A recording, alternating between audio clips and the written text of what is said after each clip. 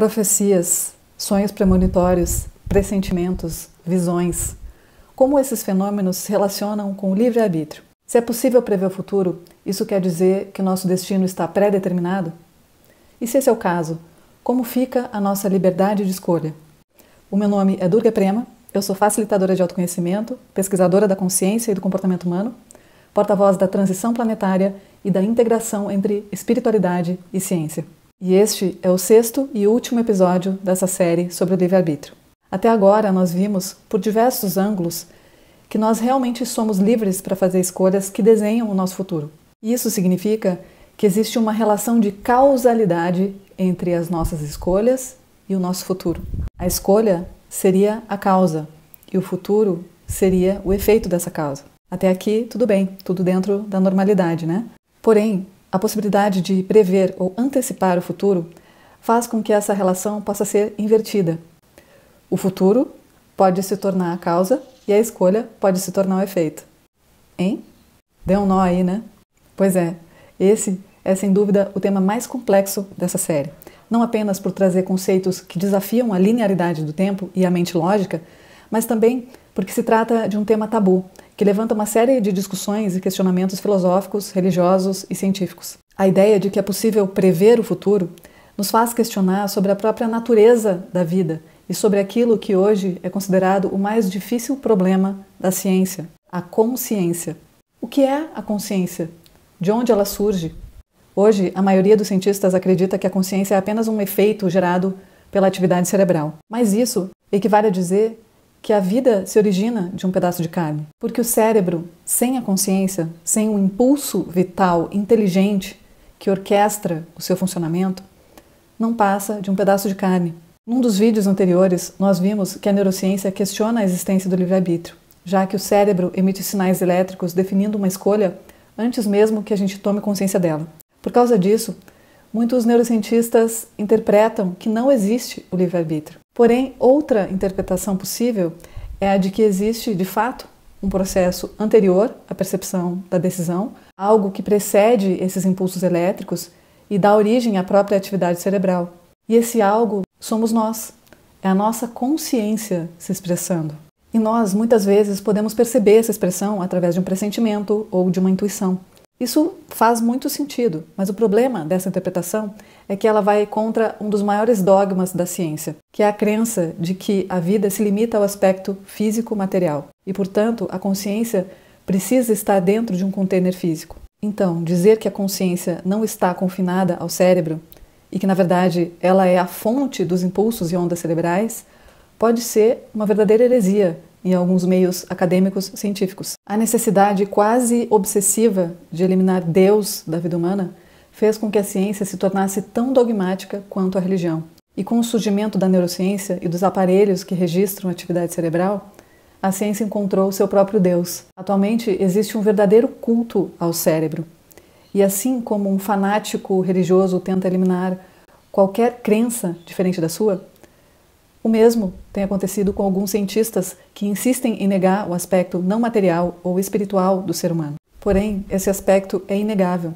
Nós, humanos, somos dotados de muitas habilidades que transcendem a dimensão material. O sistema humano é a tecnologia mais avançada que existe nesse planeta. Apesar dos animais estarem equipados com habilidades sensoriais mais desenvolvidas do que as nossas, nós temos outras habilidades que transcendem os sentidos. E uma delas é o raciocínio lógico, que na nossa cultura tem sido a habilidade mais valorizada e, portanto, mais desenvolvida. Já a imaginação, a intuição, a empatia e muitas outras habilidades que não envolvem o pensamento lógico têm sido desvalorizadas e, por consequência, estão subdesenvolvidas na maioria dos seres humanos. Além dessas habilidades, o nosso sistema é equipado com diversas outras tecnologias. Todos nós temos o potencial de desenvolver as habilidades psíquicas conhecidas como paranormais. A clarividência, a telepatia, a psicografia, a canalização, a psicocinese. São alguns exemplos desses dons que têm sido profundamente negados e transformados em tabu. Por um lado, eles são hipermistificados, atribuídos a seres extraterrestres ou forças demoníacas. Por outro lado, eles têm sido reduzidos ao status de distúrbios no funcionamento cerebral ou alucinações. Mas mesmo que a ciência não tenha condições de explicar esses fenômenos, é um fato que eles existem. Eles são tecnologias inerentes à consciência humana.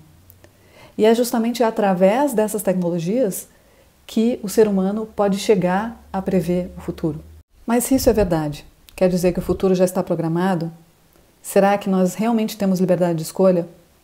E se é verdade que existe um destino pré-determinado, quem determinou essa programação? Quem desenhou esse futuro?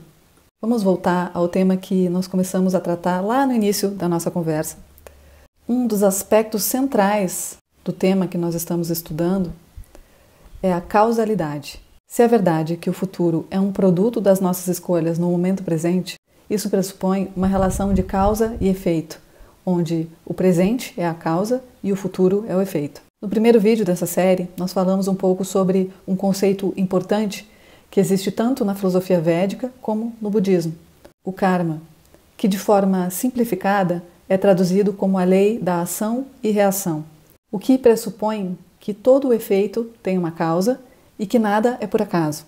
Apesar de encontrar correspondência científica na lei de causa e efeito da física, o karma não pode ser considerado um conceito científico, já que ele pressupõe relações de causalidade que violam as leis da mecânica clássica e extrapolam os limites de espaço e tempo, considerando inclusive outras dimensões da realidade e vidas passadas. Na mecânica clássica, as relações de causa e efeito só podem existir dentro desses limites, seguindo a sequência passado, presente, futuro. Já na mecânica quântica, as relações de causalidade podem existir independentemente da distância e da linearidade do tempo. A mecânica quântica é a ciência que estuda o mundo subatômico, que é o mundo das partículas da matéria que compõem o material do qual nós somos feitos. Nesse mundo, não há diferença entre passado e futuro, já que as coisas ou as partículas estão em estado de superposição. Nesse contexto, causa e efeito podem acontecer simultaneamente e podem inclusive ser a mesma coisa. Essa é a mecânica que torna o karma um fenômeno fisicamente possível. Karma também é outra maneira de dizer que nós programamos o nosso futuro através das nossas ações. E algumas dessas programações kármicas podem ser alteradas, outras não. Na filosofia hindu existem 3 tipos de karma. Um deles é imutável e inevitável, mas os outros 2 podem ser revertidos ou compensados. Infelizmente, eu não vou poder entrar nos detalhes desse tema nesse vídeo, mas o importante para a gente saber agora é que existe um karma que fica acumulado e que pode ser carregado vida após vida, geração após geração. Isso significa que esses karmas ou essas programações ficam armazenadas em algum lugar. Esse banco de memória, onde ficam registradas todas as informações de todas as nossas experiências desta e de outras vidas, é chamado de Akash, uma palavra sânscrita que significa espaço ou éter. E hoje nós sabemos que 99,9% da matéria do universo é composta de espaço. E esse espaço não é vazio, ele está repleto de informação. Sendo assim, todo o universo seria um enorme banco de memórias. A memória seria, portanto, um processo não local, coerente com os princípios quânticos. Além disso, o Akash contém também aquilo que Jung chamou de inconsciente coletivo. E é interessante notar que o conceito de inconsciente na psicanálise se parece muito com os atributos desse mundo quântico. Freud definiu o inconsciente como uma instância psíquica atemporal e não dual, onde não existem limites. Mas o que tudo isso tem a ver com o tema desse vídeo? Agora que nós já juntamos algumas peças do quebra-cabeça, nós podemos começar a construir um cenário. Nós podemos dizer que os processos pré-cognitivos são fenômenos psíquicos que envolvem o acesso a esse registro de memória kármica coletiva através de efeitos quânticos. Todas as formas de previsão do futuro seriam expressões de probabilidades ou tendências que existem no campo quântico e, dependendo da situação kármica, essas tendências podem ser reprogramadas ou não. Considerando que no mundo quântico todas as possibilidades existem ao mesmo tempo e não há diferença entre passado e futuro, entre causa e efeito, isso que nós compreendemos como futuro não existe como uma realidade objetiva, mas apenas como uma realidade potencial. Quando por alguma razão a nossa consciência entra em contato com essa potencialidade, isso significa que ela está começando a se materializar na realidade corpórea, mas que ainda é possível interromper esse processo ou dar continuidade a ele. Na mecânica quântica existe um princípio que descreve como ocorre a materialização das partículas. Enquanto uma partícula não entra em contato com a consciência do observador, ela está em estado de superposição e se comporta como uma onda de probabilidades, o que significa que ela existe apenas como um conjunto de tendências. Então, quando o cientista observa a partícula através de um microscópio, ocorre o colapso da função de onda e a partícula deixa de ser onda e se materializa na realidade corpórea. E se você já estava achando tudo isso muito complicado, se prepare, porque é exatamente nesse ponto que as coisas ficam mais complexas. Porque a partir do momento em que eu tenho acesso a uma tendência do futuro, então eu posso começar a fazer escolhas que me levam a realizar ou não realizar essa possibilidade. Então eu te pergunto, será que as minhas escolhas estão criando o futuro ou será que o futuro está criando as minhas escolhas? O que vem primeiro, a causa ou o efeito? O destino ou a origem?